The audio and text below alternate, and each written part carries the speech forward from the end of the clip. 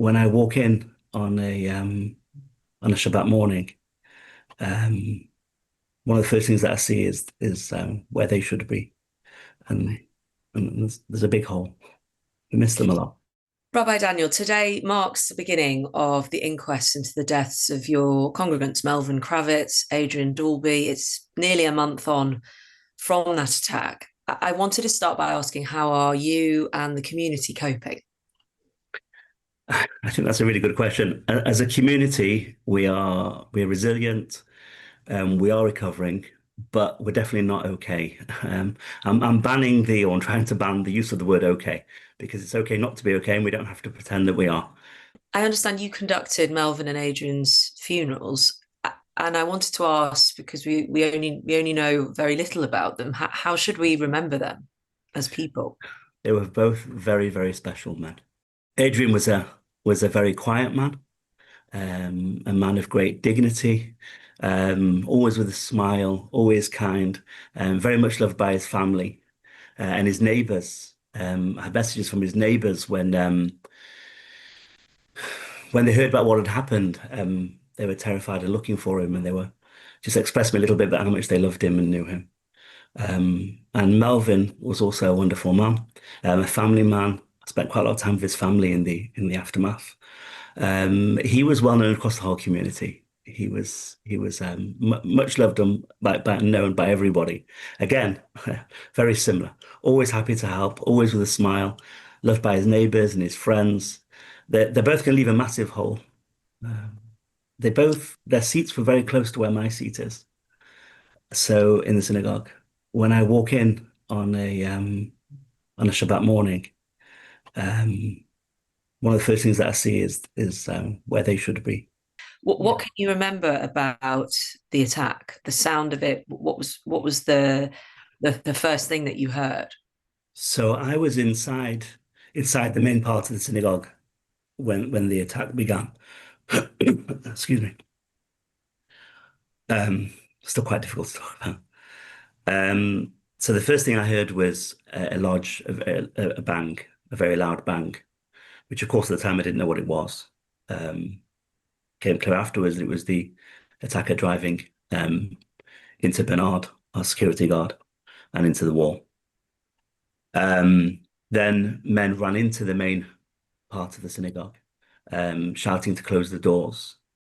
Adrian sat near the door, and he moved with speed I've never seen. It's just emblazoned in my memory. Adrian's reaction time and instincts, reflexes. So Adrian leaped up and closed the door closest to where he and I were, and thereby quite possibly saved a lot of lives, because I think that the attacker tried to gain entrance at the back Right. as well.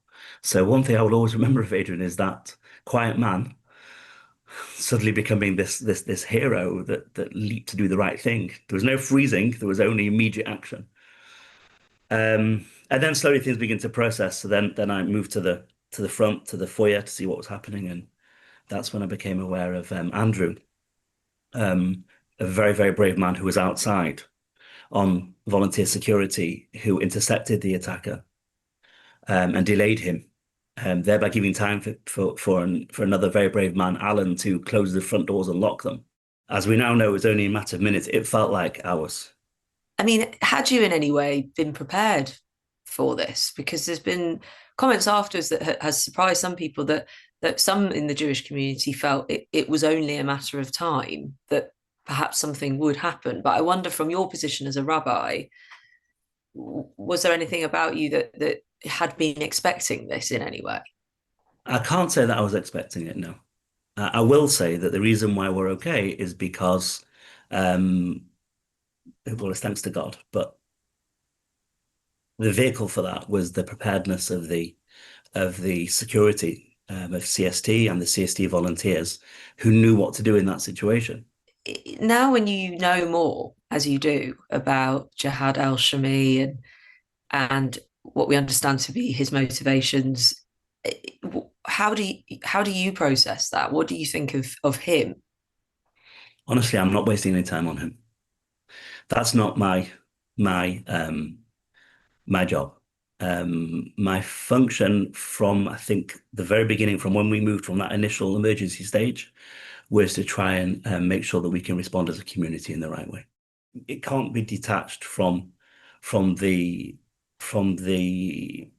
wave of anti-Semitism that we've been experiencing in many forums, in many situations over the last couple of years. Undoubtedly, that created a situation, at least where this is possible. Again, I'm not going to speculate on his personal motivations, but you can't detach him from the environment that he undoubtedly was produced by.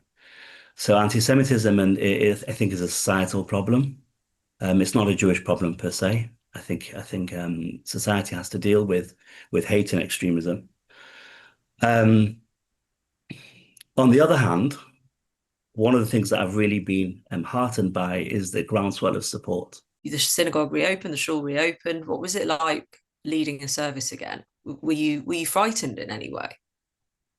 No, definitely wasn't frightened. It felt like life, a mixture of great sadness. Um, By that point, we knew that Adrian and Melvin had passed away. We knew that we had then three people in hospital. We had Bernard, Andrew, and Yoni. So there was a great sadness, but there was also a great determination to be happy, and to be joyful. And it was a very special, uplifting service. And every service since then has been more uplifting.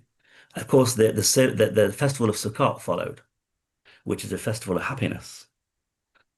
And so we danced and cried at the same time. I mean, how are you coping and dealing with this? I've had very good support.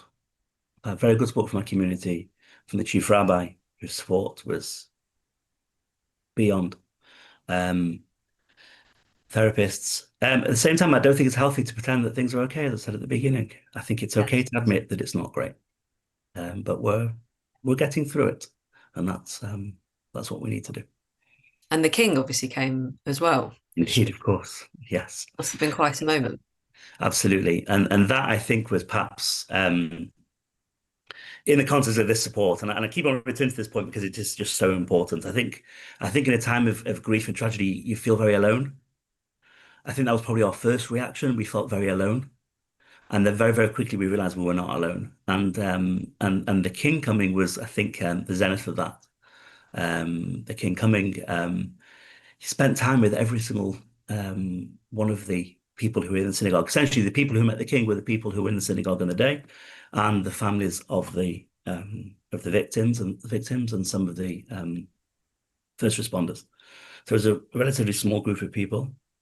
And the king took time to speak to everybody, to share a kind word, to listen to them. And that meant so much to us all.